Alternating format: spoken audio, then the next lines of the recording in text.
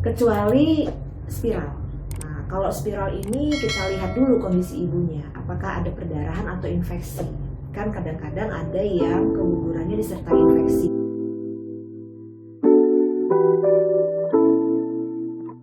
Sembilan 90,4 FM Sonora Medan. Ini sesi terakhir kebersamaan kita di 10.12 bersama Karin Kandira. Saya Rini Aprenti masih ngobrol di sini dengan Kak Meilani Fabiola, founder Karin Kandira. Kita hari ini mengenai KB pasca persalinan dan pasca keguguran. Nah, dari tadi kita nggak nyinggung-nyinggung lagi nih mengenai keguguran nih kan, Kak Mei? Iya betul. Beti ya, beda-beda tipis. Beda-beda tipis. Kalau keguguran karena ibu tidak menyusui, jadi metode kontrasepsi seperti pil dan suntik kombinasi, pil dan suntik hormon tunggal progestin, ya, implan itu bisa langsung dilaksanakan. Setelah ibu nggak menyusui, ya kan? Kan dia hormon tuh, implan hormon, suntik hormon, pil hormon. Mau dia kombinasi, mau dia tunggal. Kalau ibu menyusui kan harus ditunggu nih sampai 6-8 minggu. Tapi kalau yang tidak menyusui seperti keguguran, itu boleh langsung dilakukan. Kecuali spiral. Nah, kalau spiral ini kita lihat dulu kondisi ibunya, apakah ada perdarahan atau infeksi. Kan kadang-kadang ada yang kegugurannya disertai infeksi, disertai perdarahan hebat, kebanyakan kan seperti itu. Nah, ini harus menunggu sampai 6-8 minggu dan pastikan infeksinya sudah teratasi dengan baik. Nah, tapi kalau misalnya kegugurannya di hamil trimester 1 di bawah 14 minggu usia kehamilannya, nah ini bisa aja langsung dilaksanakan. Jadi sama seperti konsep pemasangan spiral pada ibu melahirkan. Oke. Nah, gitu. Tapi kan Kak Mei biasanya kalau keguguran itu kan karena pengen punya anak. Ya, betul. Tapi begini, rahim yang sehat untuk hamil itu kan ada beberapa syarat ya.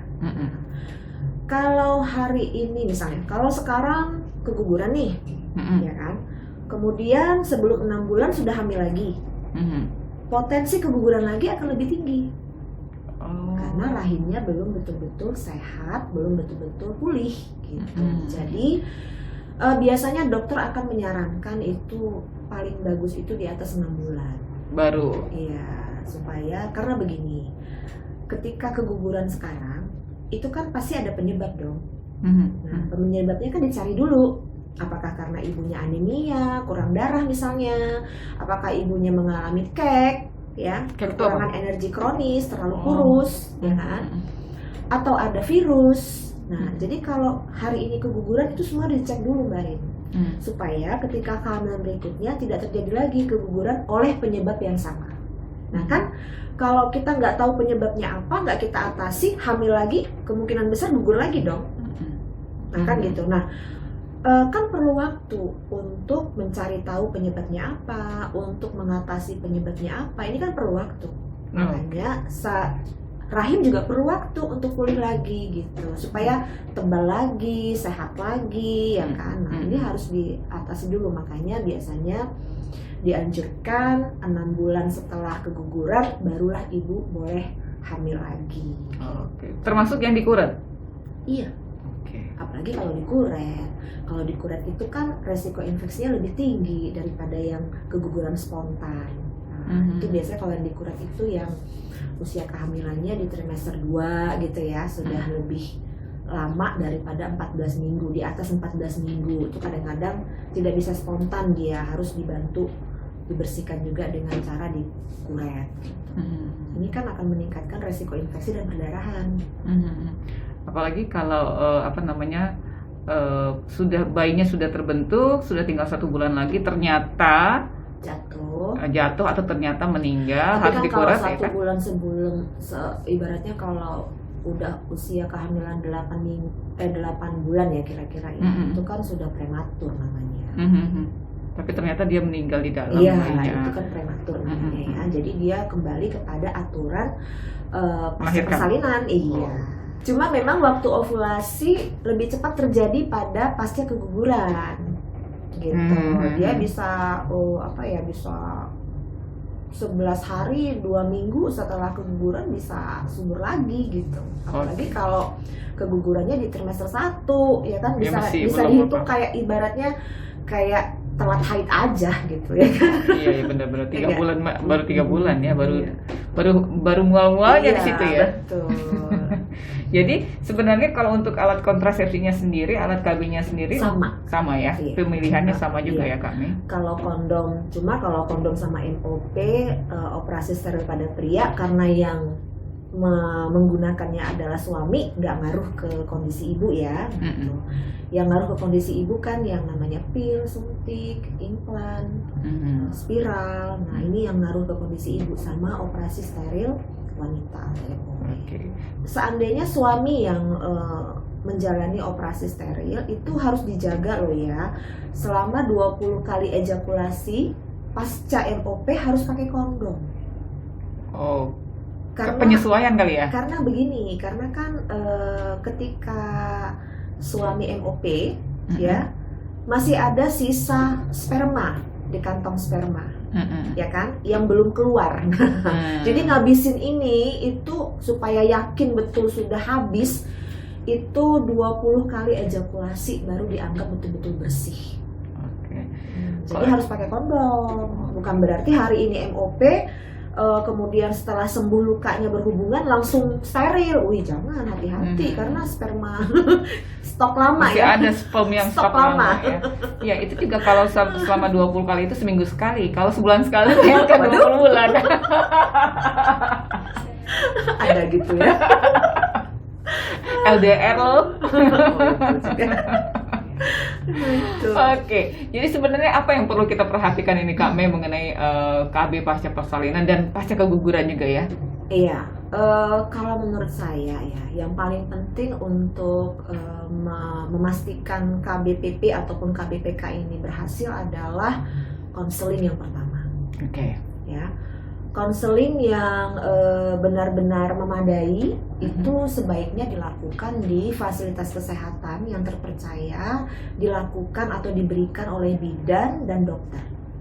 Ya.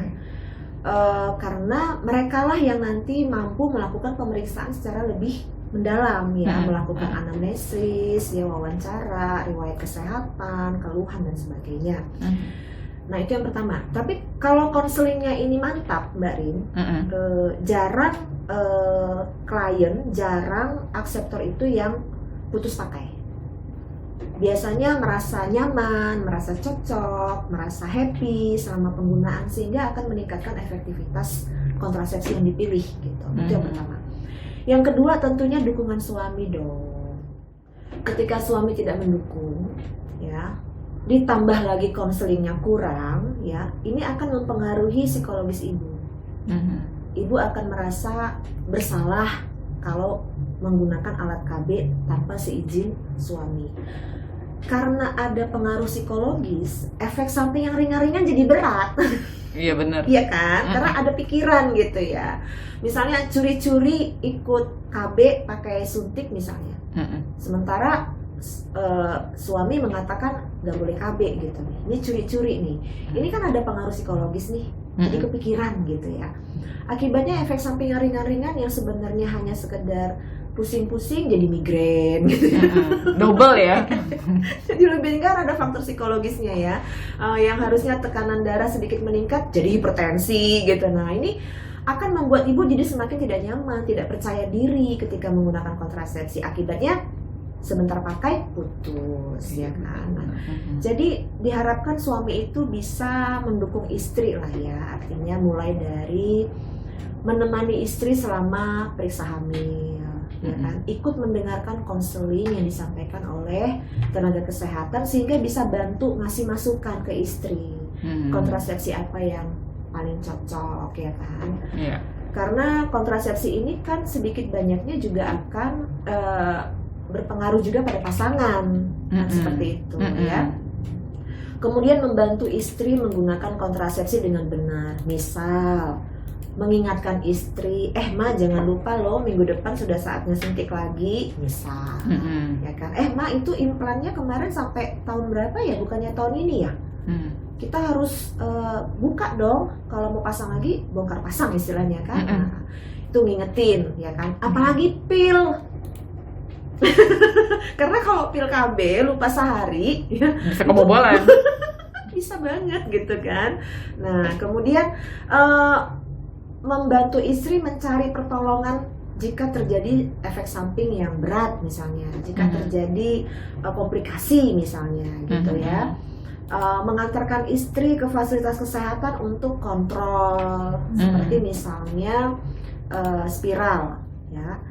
Misalnya ketika ibu merasa kok setelah pakai spiral setahun atau 2 tahun kok sekarang jadi keputihan ya, kok jadi gatal ya, kok jadi gak enak ya baunya. Nah ditemenin tuh istrinya, kontrol ada apa kan gitu ya, kok sekarang kalau berhubungan kayaknya nyeri gitu ya. Nah harus ditemenin, kontrol, jangan-jangan posisi spiralnya sudah tidak pada tempatnya gitu ya, mungkin agak turun misalnya kan, seperti itu. Nah jadi atau misalnya ketika istri mengalami komplikasi atau masalah kesehatan yang serius setelah pemasangan alat kontrasepsi, ya membantu istri untuk memilih alternatif lain. Jadi kalau istri nggak bisa pakai apa-apa nih ya, nggak bisa pakai pil, nggak bisa pakai suntik, nggak bisa pakai susu, nggak bisa pakai spiral, nah suami dong yang ambil alih. Maksudnya gimana nih? Dia suaminya dong yang KB, pakai kondom. Kirain suaminya yang minum pil. Tapi emang sebenarnya ada loh pil KB untuk pria. Ada cuma kan? nggak populer di Indonesia. Ada loh. Kalau misalnya istri rahimnya pendek, kalau haid darahnya volumenya terlalu banyak, kontraksi terlalu kuat, kan nggak cocok pakai spiral. Spiral dicoret, ya kan? Mau pakai hormon, istrinya hipertensi, nggak cocok, coret lagi. Kalau udah dicoret pil, coret juga suntik kan gitu kan? Nah, coret juga susu, karena kan sama-sama hormon. Nah, pakai apa lagi dong? Kecuali mal kalau menyusui, ya kan? Habis lewat 6 bulan, pakai kontrasepsi apa? Ya berarti mau tidak mau suami harus mengambil alih peran dalam kontrasepsi. Bisa pakai kondom, bisa MOP. Kalau misalnya umur istri sudah di atas 35, jumlah anak sudah 3 misalnya atau 4, bolehlah berpikir untuk operasi steril pada pria, seperti itu. Thank you ya kami. Sahabat Sonora, terima kasih untuk kalian yang sudah bergabung bersama kami di 10-12 bersama Karin Kahandira. Topik bahasan kita hari ini KB pasca persalinan dan pasca keguguran. Kita sudah ngobrol dengan Kak Melanie Fabiola, founder Karin Kahandira. Saya Rini Aprianti bersama Kak Mei pamit dari 10-12.